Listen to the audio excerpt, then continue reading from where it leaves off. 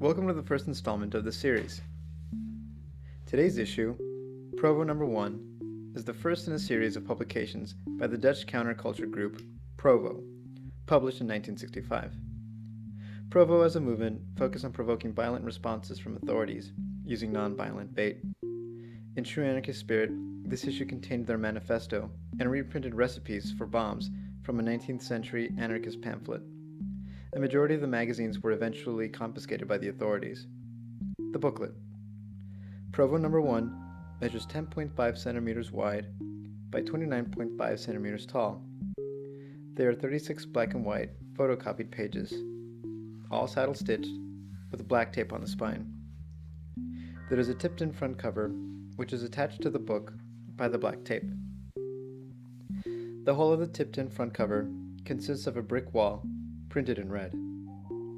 At the bottom quarter of the cover is the title Provo, hastily handwritten with a black marker. The inside of the tipped-in cover is blank. Opposite the blank page is a reflective page. The next page is the colophon. Note, the entire booklet is written in Dutch.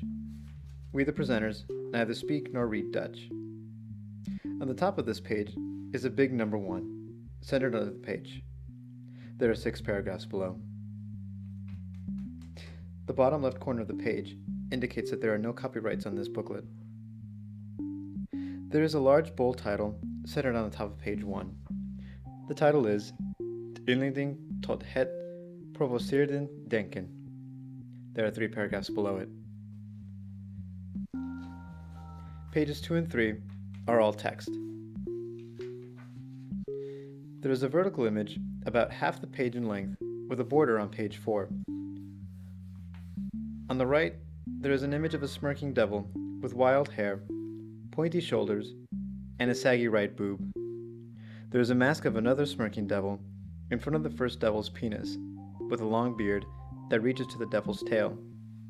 To the left of the image, there is a naked little girl standing on a trampoline with her arms held away from her body. Behind her, a queue of various female mythological creatures reaching out towards the mask. The rest of the page is text. All of page 5 is text with a large headline in the middle. The headline reads, Ein Klaus, ein Reich. Both eins are underlined. Pages 6 and 7 are all text except for a short newspaper clipping at the very bottom. The image is unclear. Pages 8 and 9 are all text. On the top of page 9 is a large bold title, arranged left. The title is The Praktisch Anarchist. Page 10 is all text. The top of page 11 contains a rough portrait of Karl Marx, about a quarter of the page. The rest is text. Pages 12 and 13 are all text.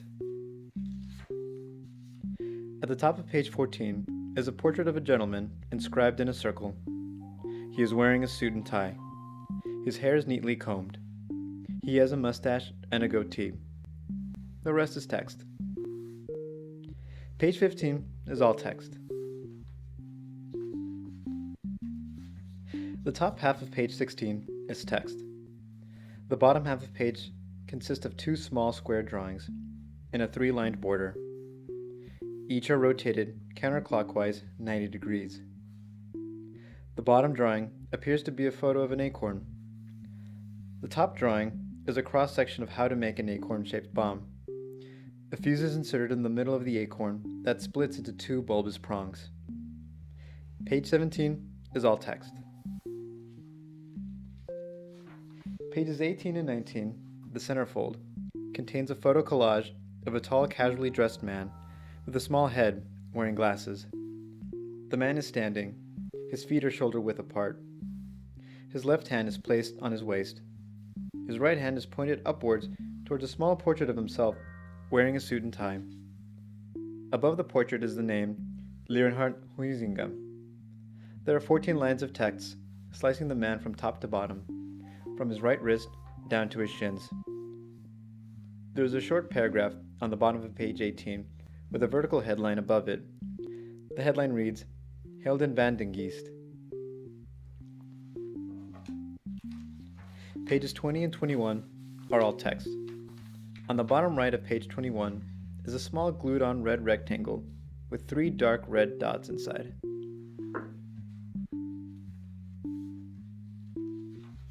Page 22 has a bold 2-word headline broken into 2 lines. The headline reads, Vrolijk Zondaars. There is 1 double-spaced paragraph in the middle of the page.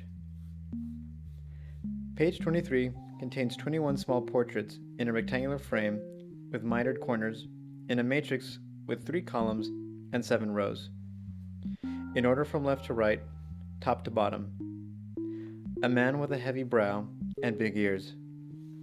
A smiling man with a small head. His 3 front teeth are revealed.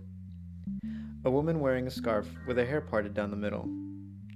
A man wearing a fisherman's cap in front of a black backdrop. A bald man with a hefty beard appearing dazed and confused. A smirky man with a mustache in front of a black backdrop. A man similar to the previous one, but with big ears. A shocked man with a mustache looking up. A bearded cross-eyed man wearing a straw bowl hat and smoking a pipe. A side profile of a man with a sloping brow in front of a black backdrop. A 3/4 profile of a man with a goofy smile in front of a black backdrop. A bald man with a mustache and beard scowling at the camera in front of a black backdrop. A man with a handlebar mustache wearing a blazer with fluffy white lapels in front of a black backdrop. An older man with shaggy hair and a bushy mustache in front of a black backdrop. A 3/4 profile of a short-haired man with a small mustache and a long face. A man with a really big head and a small face wearing glasses in front of a black backdrop. A balding man with a pencil-lined beard, a thin mustache, and deep-set eyes. A cross man with a big nose, bushy eyebrows, and a mustache in front of a black backdrop. A 3/4 profile of a man with slick back hair and a wide pointy nose. A 3/4 profile of a man with high cheekbones looking off to his right. A boyish-looking man with a round face wearing a cap in front of a black backdrop. Pages 24 and 25 are all text, with a headline on the top of page 24, which reads, Mere Trifle. Pages 26 and 27 are all text, with a headline on the top of page 27. The headline reads, Marxisme, spelled with a K.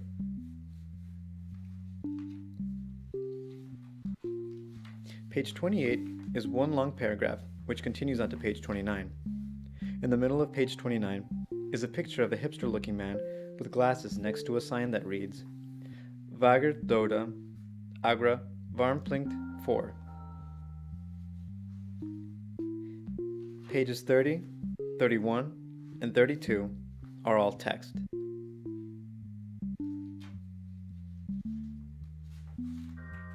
Page 33 has a newspaper clipping occupying the bottom half, titled with some ransom type, which reads, Provo Tis.